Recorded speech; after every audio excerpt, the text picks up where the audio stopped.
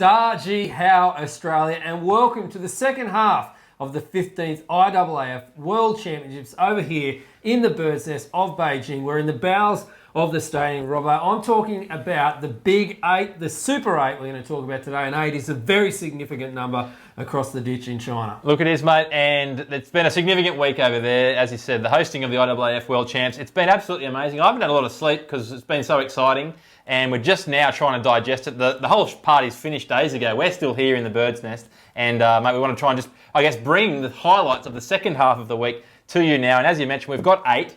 And, mate, where are we going to start with? Mate, I think we should start right at the top. And number one thing we want to talk about is the mighty green and gold and black of Jamaica. Yes. Because they have been fantastic. The hyphens, we know they love their hyphenated names. And Veronica Campbell-Brown, hasn't she been a sensation? But there's a little something you want to tell us. Well, a little asterisk, Mossy. If you saw Heat 5 of the women's 200 metres, here we are. Veronica Campbell-Brown, she's been allocated lane 4, and she comes around the bend and she decides, well, lane 5's looking pretty good. I might have a little crack at that. Which in a 200 metres is actually making life a little bit harder on the bend. But anyway, she straightened up, stayed in 5, created a lovely little draft for the runner behind her, and she came home and did the business, and no one really batted an eyelid. The commentator don't even picked it up. Mate, I went to the rules, and I did find in Rule 170A7B2 yes, that it was fine. Perfect. Play on. Now, another Jamaican, a young fellow who's been doing okay. Yeah, I think most people, it's hard to pronounce his name. It's Usain. Now, it's not Bolt, it's Bolt. Usain right. Bolt did pretty well over there, but he also found himself having a bit of fun off the track. Well, this, look, Weibo, which is China's answer to Twitter. They don't have Twitter over there. They got Weibo. It almost went into meltdown on the back of what happened here. Bolt, yes, he went over and won the 100, then he won the 200, and it was after his 200, he had his usual 20-minute lap around the bird's nest to celebrate, and a young journalist or cameraman by the name of Song Tao decided to take to Usain with the Segway, and I'm sure you've all seen this here. But Mossy, what I want to touch on is what happened next. The next day, Song, he had a long hard look at himself in the mirror that night, and he said, what can I do to make this better? He actually didn't sleep much. And anyway, he's come up and he got his grandmother in the villages outside of Beijing on the Great Wall of China to come up with a magical bracelet. And he thought, look, I'll give Usain the magic red bracelet. And as you can see here at the medal ceremony, he presented it to Usain, and he was quite taken back by it. Mossy, I've found out there's some hidden technology in it. Have you heard what it is? I don't, mate, but I'm assuming you're going to go through it now. Oh, I'm told it's a Segway detector. Oh, very clever, nice. See? So if you hear a Segway's coming at you again, his little red bracelet, that'll go off and beep, and you'll know to jump up and dodge. And hopefully we never see a Segway incident like that again. But tell you what, it was made for this show. Well, why don't I segue into the next segment? And what we'll do is we'll still stay with the green and gold. And yes. We're talking about the men's high jump final. We had the man Brandon Stark over there. Why not get himself in a final? And it's been a while since we've seen that. It's been too bloody long, Mossy. 1997 you've got to go back to, and the Athens World Championships. What were you doing in 97, mate? Mate, year 11. I was in my prime.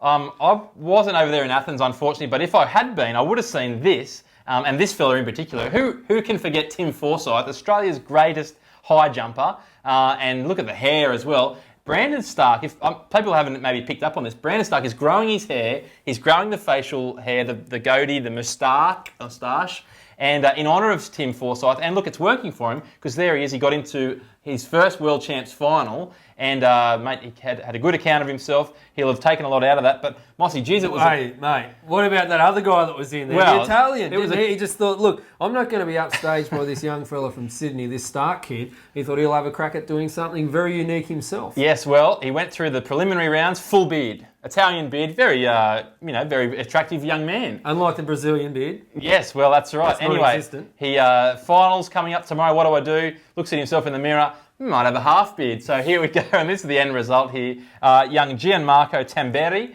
and well, it didn't help him much because he didn't get up in the higher placings. But geez, it was a standout for everyone watching the high jump. Mossy, so much colour and excitement, and such a huge pedigree. I think his grandfather and his grandfather's grandfather were all high jumpers. Well, and half bearded high jumpers. It's an Italian tradition. Now, what about this one? I know you love Karate Kid.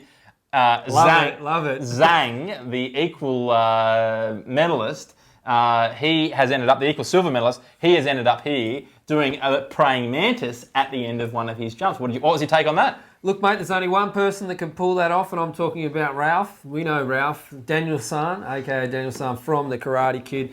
Look, it's all good to do it in front of such a big crowd, but can you do it whilst on the beach on top of a stump? You know, that's when the real credentials come out in the Karate Kid. So I think it was, to be honest, it was half-hearted. To the chucking, Robbo, and we're going to go to Kenya. You wouldn't believe it, mate. It's not a place that you see a lot of chucking going. It's not a place you see a lot of internet going. But this kid, Julius Yego, has actually revolutionised athletics all over the world because he's been hanging out on YouTube. Well, he has. And look, when all his mates were out there running the streets of Kenya and around Nairobi and such, he was at home scouring the internet, trying to find out what he could about the sport of javelin throwing. Now, what that's ended up is that he's now the best in the world on the strength of that. And his name is Julius Yego. And here's a little clip from YouTube. Everybody here in Kenya is a runner.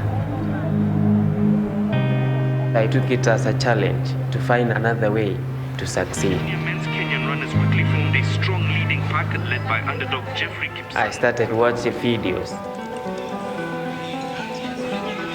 The last step, look. The elevation of that javelin is just on your height, the level of your height. I could see that training like these people can improve me. Here in Kenya, I have a nickname that Mr. YouTube Man. You know, as the world progresses, everything changes. So maybe one time many people will be learning through videos. The answers are here. So Mossy, they call him Mr. YouTube, as you could see there, and mate, what an incredible story. Over there in the bird's nest, he's thrown 92 metres. Let's have a look at how that went. Monstrous! It puts Yego up in the top 4 or 5 in history. Goodness me, 92 metres, 72 has come up. It's the third longest throw ever. Kenya may well be on their way to yet another gold. What a staggering chuck there from young Julius. The best in the world this year, Mossy, and outstanding work. What a great story. And obviously, pre-emanating that this was going to happen all across the world and all the bars, we've got the Yego-bomb. Ah, of course, very Absolutely. good. They're drinking them in Nairobi as we speak. Time for us to take a look at the waddlers, the flaming hips that you like to call them, Yes. or disguised runners. And I'm talking about Australia's Got Talent because we've done it again. We've gone ching-ching, medals in the walks. Well, it's a walk-up start for Jared. Every time he gets over to one of these big international meets, you can pretty much guarantee we'll get some sort of bling around his neck. This time it was silver for Jared, and I can tell you what, they were calling it the Great Walk of China, Mossy, 50 kilometres.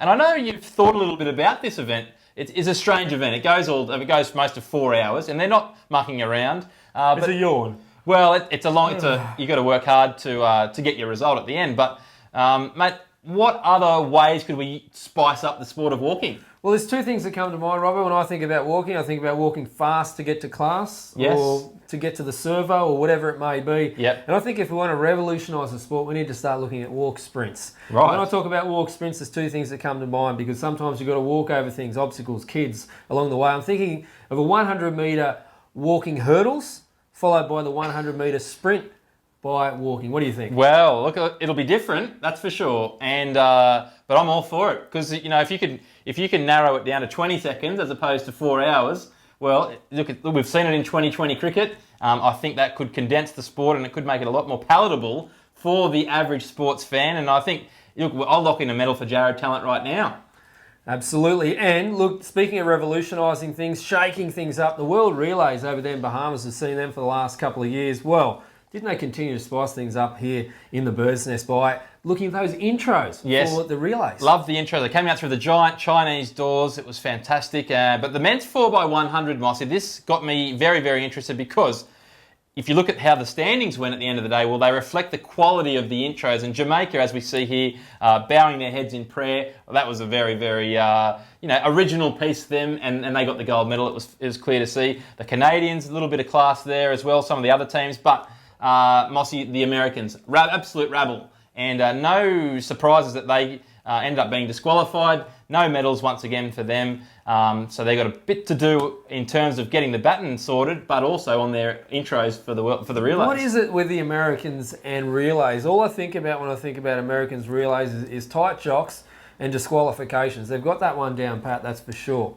Now, let's move on, mate. Probably the biggest matters of the event. It's not what's happening on the track, not even off the track. It's happening up in the air. It's happening in the schools, a whole range of things. We're talking about the Mascot. What are your thoughts, mate? Oh, look, I actually think so. Yana here, you talked the swallow up before the games, Mossy. A lot. I know you're a huge fan of your mascots. I actually think it was a little bit underplayed. I would love to see Yana out there as we've seen world champs mascots in years gone by. Imagine Yana and other mascots like Jumpy in that 100-metre walk sprint. Perfect. Well, that's something for the organisers to think about. Said Co and Co. But look, Yana on the whole, a little bit disappointing. But I guess we could come to expect that from the Chinese. A safe bet, I guess, and not very inspiring. I'll tell you what, they've got that many World Championships and the Winter Olympics coming up. They'll have plenty. You'll see Yana again. Yeah, that's for sure. Yeah. Now, finally, mate, part of the Super 8, we round it out here, and why not? The powerful man that is man in China. We're talking Jackie Chan, and he took centre stage at the closing ceremony.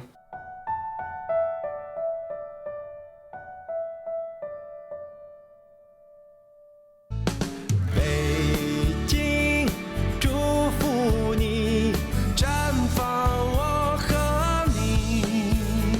Well, yeah, outstanding work. We saw him at the opening ceremony, Mossy. Jackie Chan, it made sense to have him at the closing ceremony. And that song originally was the song sending a blessing to London before their London 2012 Olympic Games. Who can forget that song? Now, Mossy, overall, the best world champs we've ever seen of the 15 editions. Let's point out great efforts from Mo, Debaba, Ayana, Eaton, the Jamaicans, as you mentioned. The Canadians, huge championships from them. Hasn't it been a big week for them? Well, it has, because they got the Beer Mile World Championship earlier in the week as well. They've now got pole vault and high jump world champs to go with that. So it's a great little purple patch for the Canadians. The Aussies, well, we got our 2 silver medals. Mossy, a few into the finals. A lot of our field eventers into the finals. High jump, as we mentioned. Very strong Eleanor Patterson in the women's high jump. A bit of work to do for us before London. Medal tally-wise. Before that, mate, I think we predicted, 8 men's gold, maybe 4 women's gold. How did we go the Australian tilt at Beijing at this 15th World Championship? Well, Mossy, look, we didn't do too bad, all things considered, and we've ended up only being 7 gold medals off the top of the table. So, look, when you put it that way, we're really not that far off the mark. And look, I think plenty to work on before London. We have ended up in 20th place with 0 gold, 2 silver and 2 bronze, a total of 2 medals overall. But Mossy, you'll be pleased to know we kept at bay the likes of Brazil, Egypt, Israel and Tajikistan, and our old nemesis Kazakhstan as well. Hey, so cop that, Kazakhstan.